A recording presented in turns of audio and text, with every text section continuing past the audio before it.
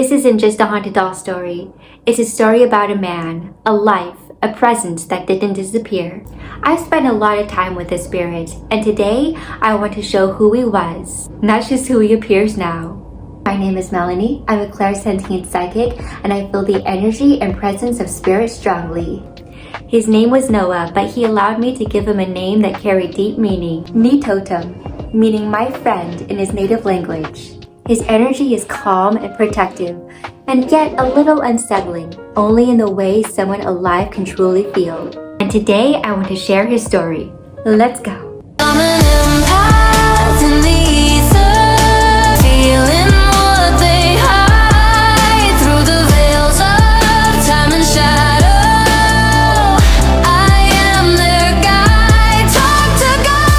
I also want to show you a gift I have been making him. This is a medicine wheel, or a representation of a medicine wheel.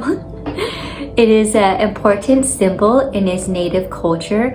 It's a little messy, but I think we can make do with it so far, and I do plan to fix it up a little bit. Nitotem lived in Quebec, Canada as a Cree First Nations man.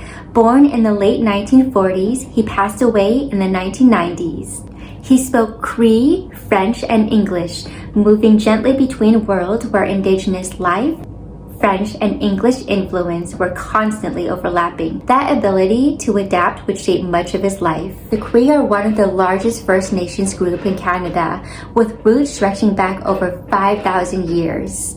Their homeland spans central and eastern regions, including the EU-Ishji, the traditional Cree territory of Quebec. They call themselves EU, the people. EU-Ishji means the people's land. His culture, language, and quiet resilience are why his spirit feels so calm and rooted. But that calm was earned.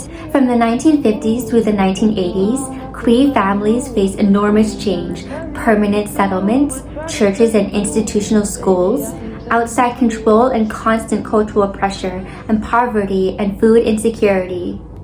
For Nitotem, these weren't distant historical shifts, they were the background of his everyday life. He grew up between worlds, holding tightly to who he was while watching pieces of his culture slip away. It taught him how to be strong in silence, how to endure without complaints, and how to carry grief without letting it harden his heart. And yet Nitotem belonged to the land, the sky, the wind, the trees, and Mother Nature. He carried knowledge, he carried peace, and he carried grief.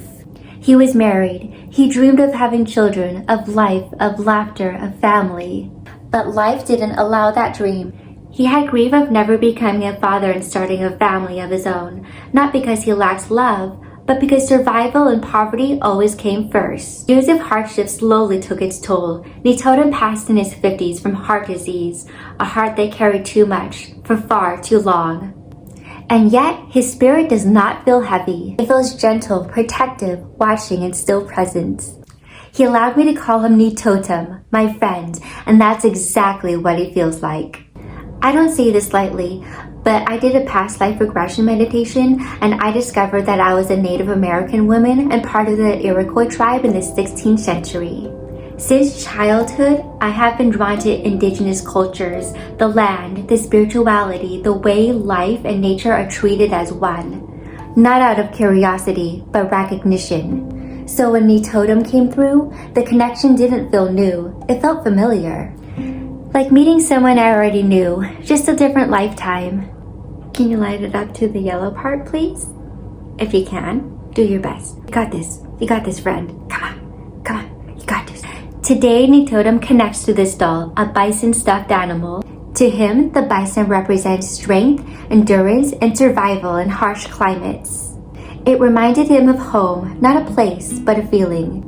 This is not just a haunted doll story. This is a human story, a Cree man story, a story of resilience, quiet emotion, and a soul that chose to stay. Yay! Nitotem, thank you so much for helping me out with this video. I really sincerely appreciate it, and I have been so excited for the past few weeks to do this. And also I can feel your excitement this morning when I was like, today's the day we're gonna shoot your video. I actually found this stuffed animal at CVS, and it wasn't until later that I discovered that he was actually haunted. And Nitotem, I just want to say thank you so much for being a part of my life. So far, you have been a true friend, and I love and appreciate that you are part of my life. Thank you so much. And thank you guys for watching. I will see you next time. Bye. Light it up. Light it up. Do it. You're like, no, I'm done. It's the end of the video. I don't wanna. Okay, bye.